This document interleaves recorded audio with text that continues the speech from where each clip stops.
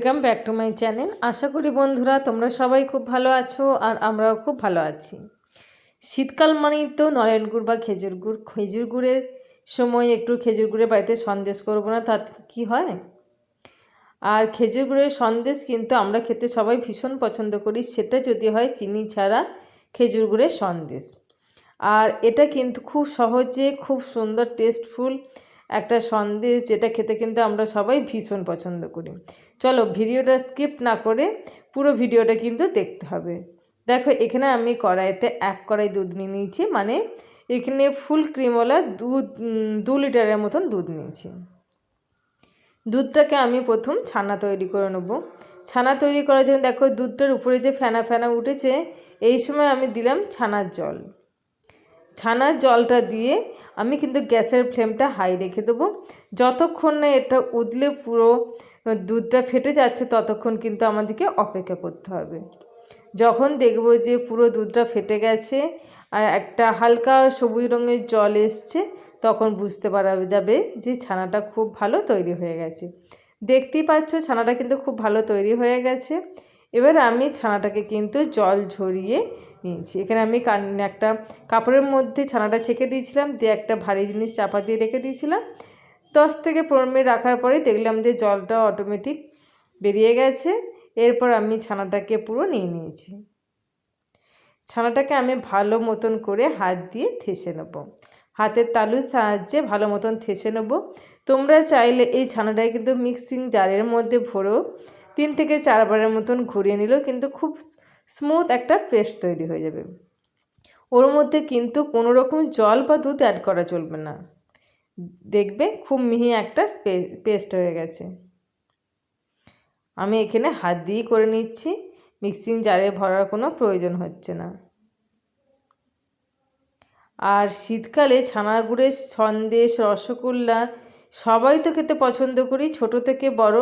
সেটা বিয়েবাড়ি ওকেশন বা এমনি বাড়িতে প্রতিদিন যদি একটা খেজুর গুড়ের সন্দেশ বা রসগোল্লা হয় তাহলে কিন্তু সত্যি মনটা ভরে যায়।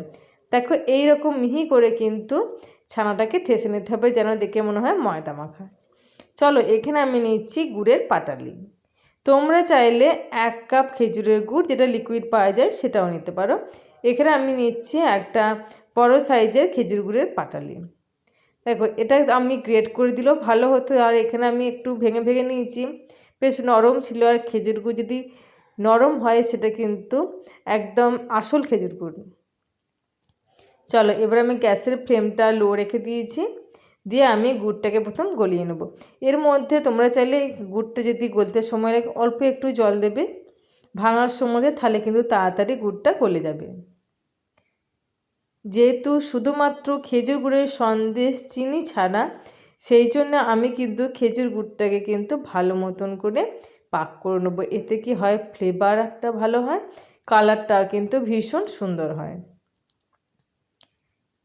আর খেজুর গুড়টা যদি ভালো মতন পাক করে নেওয়া হয়, তাহলে খেজুর গুড়টা তো জলটা পুরোপুরি শুকিয়ে যাচ্ছে, যতটুকুনি একটু জল ছিল, তাহলে আর ভালো মতন পাক করে নিলে সন্দেশটাও কিন্তু ভীষণ টেস্টফুল হয়।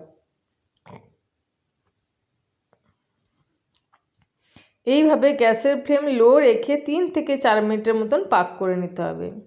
আর আমি আজকে যেইভাবে সন্দেশটা করব, এইভাবে সন্দেশ করলে কোনো রকম খিচে ভাব থাকবে না। একদম দোকানে যেমন আমরা সন্দেশ খাই, যেটা মুখে দিলে মিলিয়ে যায়, ঠিক সেই রকম কিন্তু সন্দেশটা তৈরি হবে।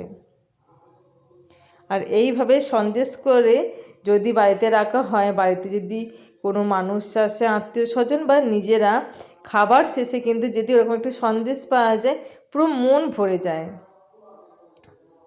চলো এবার আমি কি করব, গ্যাসটা পুরো অফ করে দেব। গ্যাসটা কিন্তু আমি কোনো রকম অন রাখবো না। গ্যাসটা অফ করে দেওয়ার পর আমি কিন্তু ছানাটা দিলাম। ছানাটা কেন অফ করে দিলাম, যাতে খেজুর গুড়ের সঙ্গে ছানাটাকে আমি ভালো মতন করে মেশাতে পারি। এই সময় যদি গ্যাসের ফ্লেমটা অন থাকতো, গুড়টা কিন্তু আমার পাক হতে আরম্ভ করে দিত, আর ছানাটা ভালো মতন করে আমি মেশাতে পারতাম না। তার জন্য আমি কি করলাম, গ্যাসটা অফ করে দিয়ে খেজুর গুড়ের সঙ্গে ছানাটা ভালো মতন করে মিশিয়ে নেব। চলো এইভাবে খুন্তি দিয়ে যদি অসুবিধা হয় তোমরা চাইলে একটা হাতা দিয়েও কিন্তু তাড়াতাড়ি মেশানো যাবে। এই সময় যতক্ষণ তোমরা মেশাবে ততক্ষণ কিন্তু গ্যাসের ফ্লেম একদম অন করবে না। আর নরম পাকের এইরকম যদি ছানার সন্দেশ খেতে ইচ্ছা করে তাহলে কিন্তু অবশ্যই বাড়িতে একবারও অন্তত তৈরি করবে। আশা করি তোমাদের আজকের ভিডিওটা অবশ্যই ভালো লাগবে, যে বাড়িতে কিভাবে খেজুর গুড়ের সন্দেশ তৈরি করা হয়, তা আবার এই রকম পদ্ধতিতে। আর আমাদের 25শে ডিসেম্বর থেকে 1 জানুয়ারি পর্যন্ত মিষ্টি তো প্রতিদিনই, না হলে তো মন ভরে না। কেক, তার সঙ্গে যে কোনো মিষ্টি। চলো এবার আমি একটা হাতা নেই, খুন্তি দিয়ে করতে কিন্তু অনেক সমস্যা হচ্ছে। হাতা দিয়ে হলে কী হবে, তাড়াতাড়ি কাজটা হয়ে যাচ্ছে। দেখো তাড়াতাড়ি ছানাটার সঙ্গে গুড়টা মিশে যাচ্ছে আর কোনো রকম লাম্প থাকছে না।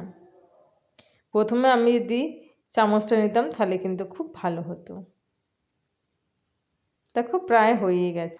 আমার নতুন পুরনো সকল বন্ধুদের জানাই নতুন বছরের আন্তরিক শুভেচ্ছা ও ভালোবাসা। আর সামনের বছর যেন তোমাদের সবাইকে জীবন যেন খুব সুন্দর আর সহজ হয়, তোমরা ভালো থাকবে, সুস্থ থাকবে, ঈশ্বরের কাছে এই কামনা করি।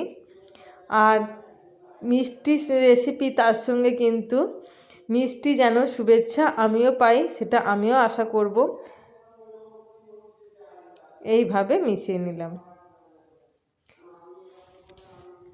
চলো এবারে কিন্তু আমি গ্যাসের ফ্লেমটা অন করে দিই। গ্যাসটা জেলে দিলাম, জেলে দিয়ে আমি গ্যাসের ফ্লেমটা কিন্তু লোই রেখে দেবো। গ্যাসের ফ্লেমটা আমি কোনো রকম হাই রাখবো না। এবারে আমি আবারও একটু পাক দিয়ে নিই। থেকে 3 মিনিটের মতন পাক দিলেই কিন্তু সন্দেশ রেডি। এই সন্দেশটা কিন্তু আমার মা এইভাবে তৈরি করে, মায়ের কাছে আমি শিখেছি। তাহলে বন্ধুরা আজকের ভিডিও যদি তোমাদের ভালো লাগে প্লিজ লাইক আর কমেন্ট করতে একদম ভুলবে না। আজকের সন্দেশ যদি তোমাদের রেসিপিটা ভালো লাগে প্লিজ অবশ্যই বাড়িতে তৈরি করবে, আর কেমন লাগলো কমেন্টে জানাবে। দেখো সন্দেশটা কিন্তু রেডি হয়ে গেছে, সেটা তোমরা দেখেই বুঝতে পারছো। এবারে আমি গ্যাসের ফ্লেমটা অফ করে দেবো, তাহলে আজকের মতন সন্দেশটা কিন্তু পুরো রেডি হয়ে যাবে। আর ছানা কাটিয়ে যদি সন্দেশ করা হয় বাড়িতে, তার স্বাদ তো হয় অপূর্ব, আবার সেটা যদি হয় খেজুর গুড়ের। সন্দেশটা রেডি হয়ে গেছে, তোমরা কি করে বুঝবে? দেখো সন্দেশটা কিন্তু কড়াইয়ের গাটা ছেড়ে দিচ্ছে, দেখো পুরো নিজে নিজে কিন্তু সেপারেট হয়ে যাচ্ছে। চলো এবার আমি একটা প্লেট নিয়েছি, প্লেটের মধ্যে খানিকটা সন্দেশ তুলে নিই। আর এইরকম নরম পাকে ছানার সন্দেশ, সেটা আবার যদি হয় খেজুর গুড়ের, তাহলে কিন্তু সত্যি মন ভরে যায়। আর নরম পাকে ছানার সন্দেশ খেতে কিন্তু সবাই আমরা ভীষণ পছন্দ করি। আর বাড়িতে কোনো আত্মীয় এলে খেজুর গুড় যদি এই সন্দেশ বাড়িতে তৈরি দেওয়া যায় তাহলে কিন্তু সবারই তারও খেতে ভালো লাগবে, আর তোমার দিতেও কিন্তু সত্যি ভালো লাগবে। তাহলে বন্ধুরা আজকের ভিডিওটা এখানেই শেষ করছি। তোমরা ভালো থাকবে, সুস্থ থাকবে, আর নতুন বছরে প্রত্যেকটা বন্ধুকে আমার শুভেচ্ছা রইল।